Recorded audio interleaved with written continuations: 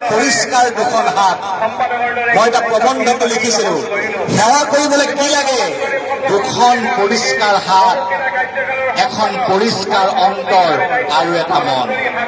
যাৰ দুখন পৰিষ্কাৰ হাত আছে সেইজনে সেৱাৰ সংযমনে বিপ্লৱৰে আগবাঢ়ি যাব পাৰে। যাৰ এখন পৰিষ্কাৰ হৃদয় আছে সেইজনে সেৱাৰ বিপ্লৱৰ সেনানী হ'ব পাৰে। যাৰ এটা সেৱক হোৱাৰ মন আছে সেইজনে সেৱাৰ বিপ্লৱত নিজক অন্তৰ্ভুক্ত কৰিব পাৰে। সেই মনটো নিৰ্মাণ কৰিব লাগিব। ইয়াৰ পৰা মন কৰিবলগীয়া কথা, এই ঘৰটোতে মই আগৰবাৰো কৈছিলো, এই ঘৰটোৰ নৰা কেইডালতেই শ্ৰীমন্ত শংকৰদেৱ সংঘৰ ভৱিষ্যত নিৰ্মাণ হৈছে। এটা অনুষ্ঠানৰ প্ৰকৃত ভৱিষ্যত সেই অনুষ্ঠানৰ ঘৰবোৰ নহয়, কাৰ্যালয়বোৰ নহয়, আটক ধুনীয়া নামঘৰবোৰ কেৱল নহয়। এটা অনুষ্ঠানৰ প্ৰকৃত ভৱিষ্যত সেই অনুষ্ঠানটোৰ নতুন পুৰুষসকল। সেইকাৰণে এগৰাকী ইংৰাজ দাৰ্শনিকে কৈছিল যে তোমাক যদি এবছৰত ফল লাগে তুমি খেতি কৰা, 10 বছৰত যদি তোমাক ফল লাগে গছ পুলি ৰোৱা, আৰু 100 বয়সলৈ 1 শতিকালৈ তোমাক যদি কিবা এটা ফল লাগে মানৱ সম্পদ তুমি ৰোপণ কৰা। গতিকে শ্ৰীমন্ত শংকৰদেৱ সংঘই এবছৰীয়া খেতি কৰা নাই, 10 বছৰৰ পকা ফল খাবৰ কাৰণে গছ ৰোৱা নাই। অন্তত শতবৰ্ষ যুগৰ পৰা এটা নতুন যুগলে অনুষ্ঠান, প্ৰজন্ম আৰু সমাজৰ ভৱিষ্যত নিৰ্মাণ কৰিবৰ কাৰণে এজোপা বৃক্ষ ৰোপণ কৰিছে। এই বৃক্ষজোপাৰ নাম অমৃত বৃক্ষ। মানুহৰ জীৱনটোক ভাগৱতে অমৃত বৃক্ষ বুলি কৈছে। যিমানবোৰ এই সংসাৰত প্ৰাণী আছে তাৰ ভিতৰত মানৱকে অমৃতৰ সন্তান বুলি কৈছে।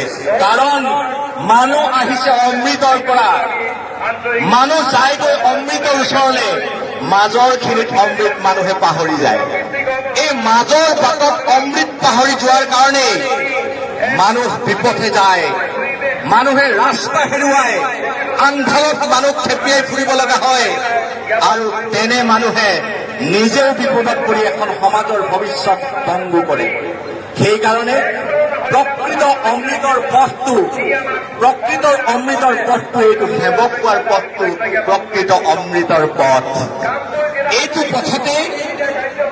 পথতে সাৰ্থক জীৱনৰ, এইটো পথতেই অৰ্থপূৰ্ণ জীৱনৰ, এইটো পথতেই প্ৰকৃত সেৱক জীৱনৰ মহত্ব কিন্তু ইয়াতে নিহিত হৈ আছে। গতিকে সেৱক সেৱিকা বন্ধুসকল, এই সংকল্প আমি অকণমান ল'ব লাগিব।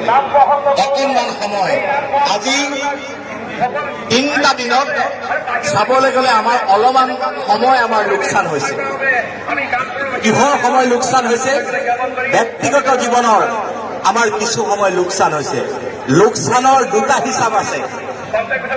এটা হিচাপ হ'ল সাংসাৰিক দৃষ্টিত লোকচান, য'ত অলপ পঢ়া শুনা ক্ষতি হ'ল, অলপ ফোনত কথা পতাৰ কাৰণে অলপ সময় খেলি মেলি হ'ল, লগ পোৱাৰ ক'ৰবাত কথা আছিল তাক লৈ অলপ খেলি মেলি হ'ল, নহয় নিজৰ অলপ ব্যক্তিগত জীৱনৰ বাজেট ক'ৰবাত অকণমান খেলি মেলি হ'ল, এইটো সাংসাৰিক দৃষ্টিত এটা লোকচান। কিন্তু আধ্যাত্মিক দৃষ্টিত ইয়াত এটা অক্ষয় লাভ আছে। অক্ষয় লাভটো কি জানানে? অক্ষয় লাভটো হ'ল যিটো লাভ জুইৰে পুৰি নিষেধ কৰিব নোৱাৰে, যিটো লাভ বতাহে উৰুৱাই নিব নোৱাৰে, যিটো লাভ বৰষুণৰ পানীয়ে তিয়াই যাৰ সৌন্দৰ্য নষ্ট কৰিব নোৱাৰে, সেইটো হ'ল অক্ষয় লাভ। এই অক্ষয় লাভটো কি? ভগৱন্ত কৃষ্ণ নাম, ভগৱন্তৰ চৰণত সেৱা, ভগৱন্তৰ চৰণ পদ্মত সমৰ্পণ, ভগৱন্তৰ একান্ত ভকত হ'বৰ কাৰণে, সেৱক হ'বৰ কাৰণে লোৱা অংগীকাৰ বা সংকল্প।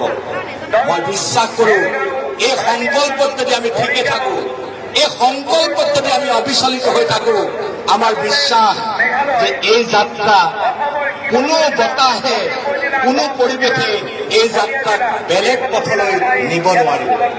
বাপ বান্ধৱ আইসকল, মই আৰু বেছি দীঘলীয়াকে নকওঁ। আৰু কথাটো হ'ল যে আমি সেৱা বাহিনীৰ সৈতে আমি কেনেকৈ অংশীদাৰ হ'ম।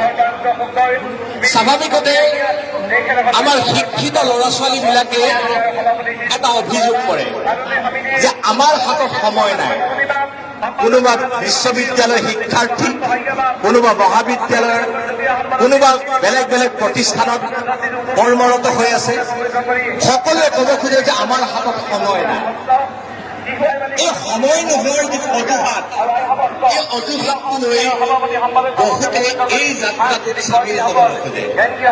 এটা কথা মন কৰিব লাগিব, সেৱা আমি বিভিন্ন ধৰণেৰে কৰিব পাৰোঁ, বিভিন্ন স্থানৰ পৰা কৰিব পাৰোঁ, বিভিন্ন অৱস্থাৰ পৰা কৰিব পাৰোঁ, বিভিন্ন মাধ্যমেৰে আমি সেৱা কৰিব পাৰোঁ।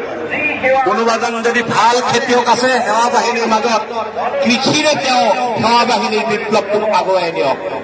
কোনোবাই যদি উদ্যোগ স্থাপন কৰিছে, উদ্যোগৰ মাজেৰে তেওঁ সেৱাৰ আদৰ্শ স্থাপন কৰক। কোনোবাই যদি চাকৰি কৰিছে, তেওঁ ব্যক্তিগত ক্ষেত্ৰৰ মাজত সেৱা বাহিনীৰ আদৰ্শ প্ৰতিফলিত কৰক।